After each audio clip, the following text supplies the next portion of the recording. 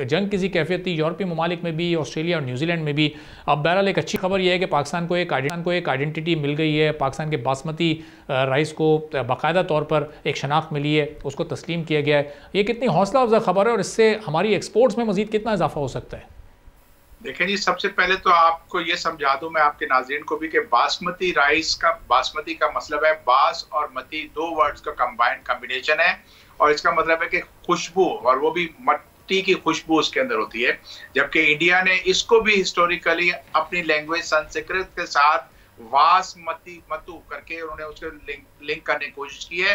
India तारीखी तौर पे पाकिस्तान की जो चीजें हैं उनके आपने देखे कि उन्होंने बायोपायरेसी भी की, उसने उसके अंदर कसूरी मेथी को पाकिस्तान के नाम से बेचना शुरू किया, फिर कुछ चीज़ों में हिस्ट्री को डिस्टॉर्ट किया। और सबसे अहम बात बासमती की हिस्ट्री को, जिसमें वो पाकिस्तान के इलाकों में बासमती होती आ रही है।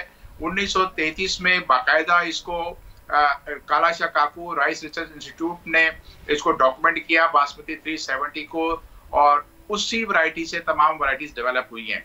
अब पाकिस्तान का जो वो इलाके जो पाकिस्तान में शामिल हैं, हिस्टोरिकली अगर आप देखें तो हीर वारिस शाह ने जो लिखी थी उसके अंदर भी 1766 में उन्होंने जिक्र किया बासमती का। कोई भी शायर जब इस्तारा यूज करता है, मिसाल देता है किसी चीज की, तो वो उस चीज की देता है जो बहुत ज्यादा अवाम में मकबूल होती है। इसीलिए वारिस शाह ने बासमती का लफ्ज अपनी मशहूर पोइम हीर रांझा के अंदर लिया। तो ये एक हिस्ट्री थी।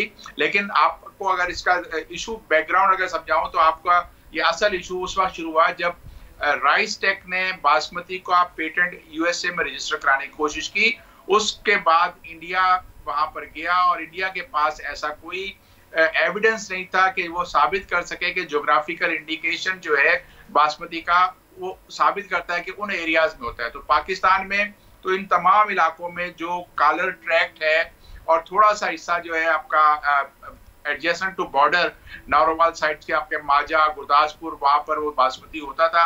और वो भी इस तरह के पहले तो आपको ये पता होना चाहिए कि इंडिया बेसिकली जो मेजर कंज्यूमर है वो नॉन बासमती का है, और पाकिस्तान में जो मेजर कंजम्पशन होती है वो बासमती राइस की होती है। हिस्टोरिकली ये भी प्रूफन है।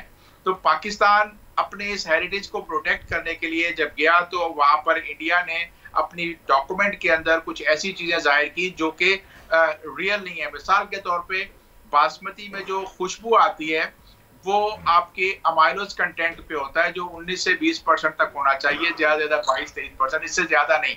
इंडिया कहता है कि 26%, क्योंकि उनके पास कम अमाइलोज का चावल नहीं है तो उन्होंने 26% अमाइलोज को शामिल किया।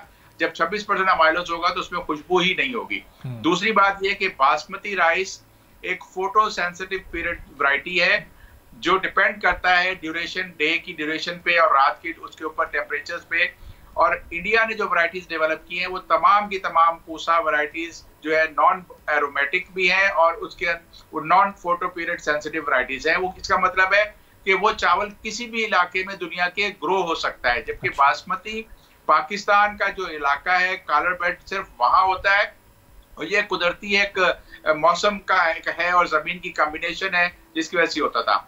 इस वॉर में आप देखें कि अगर इंडिया अगर आप क्लेम करता है कि जी हमने $5 बिलियन का बासमती एक्सपोर्ट किया है, तो मैं आपको ये भी बताऊं कि उन्होंने इंडिया ने अपने दुनिया के जो कंज्यूमर हैं, इनोसेंट कंज्यूमर जो लंबा चावल देख के और अपने पेरेंट्स से सुनते आए कि इसमें बड़ी खुशबू होती है, वो खरीद रहा था, तो वो चावल बासमती नहीं है। अच्छा। उसमें उन्होंने पार बॉइलिंग करी हुई है, उसके अंदर उसमें अमाइलोज उनका बहुत ज्यादा है। वो लुक लाइक बासमती तो है, एक आम शहरी को ऐसा लगता है कि वो बासमती है, लेकिन वो बासमती नहीं था। जबकि पाकिस्तान का बासमती 370, कर्नल बासमती, सुपर बासमती, ये वो चावल हैं जो खुशबूदार है। तो हमारी एक्सपोर्ट इसमें बढ़ रही है जब से पाकिस्तान एक्सपोर्ट में आया। और आप ये भी देखें कि इंडिया के पास एक तो प्रोपेगेंडा करने वाले लोग पीएचडी किए हुए हैं। उन्होंने जब यूएस पेटेंट का जो इशू आया उसके बाद उन्होंने हिस्टोरिकली ऐसी चीजें की हैं, कुछ हिस्ट्रीज को डिस्टॉर्ट करके लिखने की और पेश करने की कोशिश की है ताकि वो एविडेंस क्रिएट कर सके। सब्सक्राइब करें और बेल दबाएं ताकि कोई खबर रह न जाए।